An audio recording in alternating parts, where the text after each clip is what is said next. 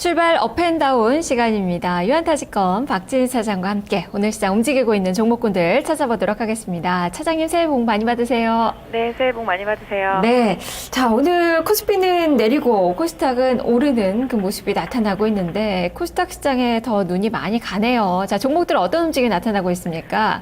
네, 맞습니다. 오늘 거래소 시장 장 초반부터 기관, 특히 금융투자 쪽에 매도세가 집중이 되면서 거래소 시장 약세를 이어가고 있습니다. 지금 현재 그러다 보니까 거래소 시장에서 전체적으로 상승하는 종목보다는 하락하는 종목들이 눈에 많이 띄고 있고요. 삼성전자, 제일모직, 삼성 SDS가 일정 부분 지수를 방어하고 있습니다만 그 외의 종목들이 하락을 주도적으로 이어가고 있는 것 같습니다.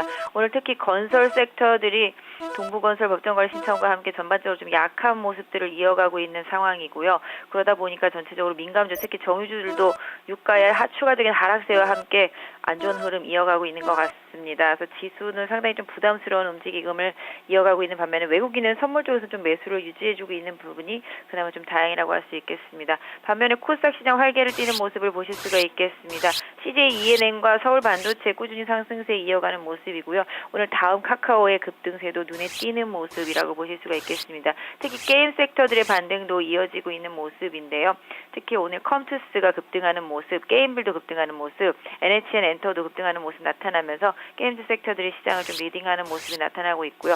결제주 섹터들은 소폭 조정을 받고 있는 모습이지만 양호한 흐름 이어가고 있는 것 같습니다. 자, 그러면 하락하는 종목부터 좀 보도록 하죠. 말씀대로 지금 동부건설의 법정관리 신청 이에 따라서 동부그룹주들 전반적으로 좀 위축됐어요. 특히 동부 C&I 지금 11% 급락이 나오고 있고요. 그리고 지금 중소건설주들 움직임이 좀 많이 위축된 가운데 경남기업도 한 11% 급락이 나타나고 있습니다. 이쪽을 점검을 해주시죠. 네, 지금 보신다라면 일단은 뭐 동부그룹 내에서 이제 동부건설이 법정관리 신청을 했습니다. 뭐 개인 투자자들의 피해는 한 290억 원대 정도 되는 것으로 알려져 있는데요. 전체적으로 산업은행이 추가적인 담보를 좀 요청했는데 그 부분이 안 되면서 일단 동부건설이 법정관리 신청했습니다. 그러다 보니까 이미 지난 수요일이죠. 수요일부터 동부 하이텍 같은 경우도 매각이 무산되면서 급락을 가져왔던 과정이었었는데요. 오늘 동부그룹주들 전체적으로 소폭이나마 다들 약세를 보여주고 있습니다. 일단은 뭐 계열 분리가 잘 된 상태라서 동부건설 외에는 뭐 크게 부담이 없다라는 얘기들이 알려져 있습니다만 그래도 영향을 받고 있고요. 그러다 보니까 중소건설 업체들도 동부그룹 동부건설의 영향 때문에 혹시나 하는 여파들이 생기면서 뭐 경남기업을 비롯해서 대부분이 좀 약세를 보여주고 있는데요. 오늘 경남기업의 좀 하락세는 큰 것 같습니다. 장 초반 대형 건설 섹터들은 잘 버텼습니다만은 오히려 그 이후에 더 하락세가 커지고 있습니다. 현대건설이라든지 현대산업, GS건설 지금 전체적으로 좀 약세 이어가고 있는 분위기인데요. 대형 건설사들은 사실 반사적인 이익을 좀 받을 거라고 생각을 했었는데 오히려 지수에 좀 눌려져 있는 모습인 것 같습니다. 네, 자 그리고 유가의 하락세 계속되고 있죠. 이 연말에도 유가가 또 떨어졌는데 지금 정유화학 섹터 전반적으로 좀 위축됐네요. 지금 SK이노베이션, SOE, LTS 모두 1%대 마이너스권. 반면에 항공주들은 또 오름세가 또 강하게 펼쳐지고 있는데요. 자 이쪽은 전략 어떻게 세워봐야 될까요? 네, 경기 민감주 섹터들. 아까 말씀하신 정유주, 화학주, 철강주, 조선주, 건설주 섹터들은 거래소에서 금융투자 쪽에서 공매도 포지션을 계속 잡고서 밀고 있기 때문에 이 부분이 해소되기 전까지는 상당히 어려운 것 같습니다. 개인 투자자분들이 투자를 하실 때 기관이 매수로 전환했을 때 이럴 때만 민감주들이 올라오고 있거든요. 이런 부분을 잘 포착을 하셔서 트레이딩할 때는 하시면 될 것 같은데요. 일단은 계속적으로 좀 약세 이어가고 있습니다. 유가 하락이 빌미가 되었고요.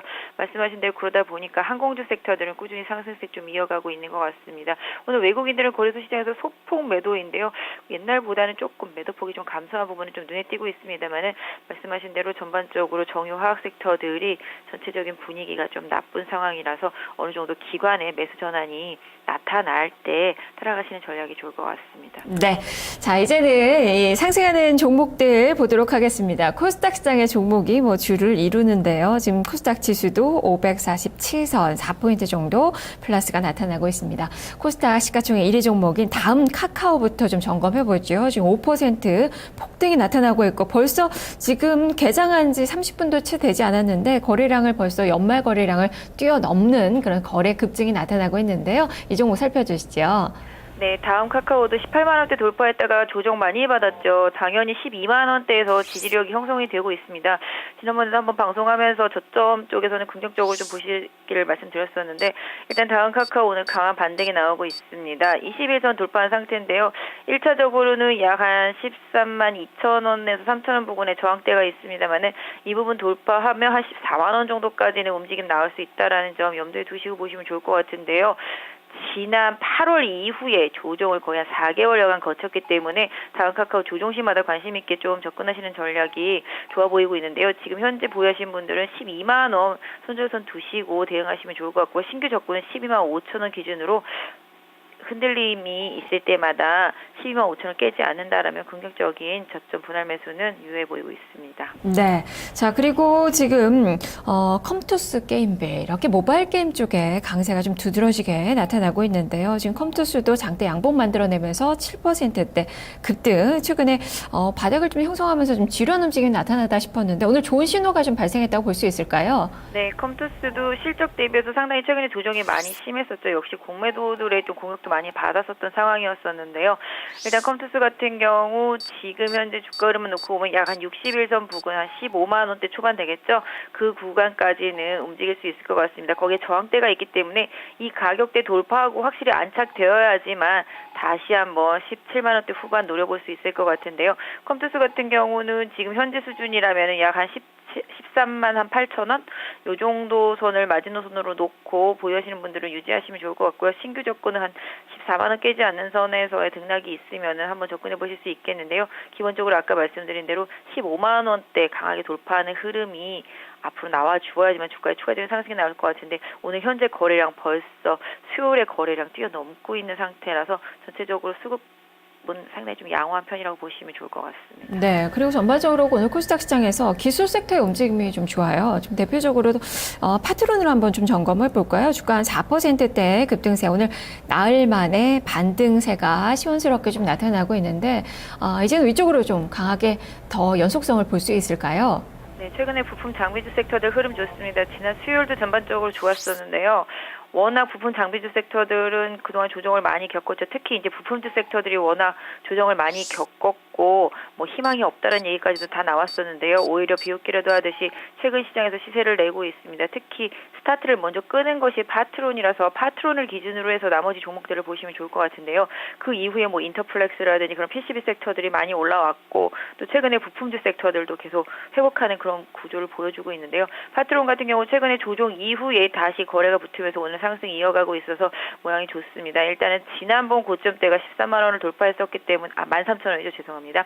13,000원을 돌파했었기 때문에 다시 한번 도전할지 여부 좀 봐야 되겠습니다만은 지금 현재 12,300원, 12,000원 기준으로 보시면 보유하신 분들은 유지하시면 될 것 같고요.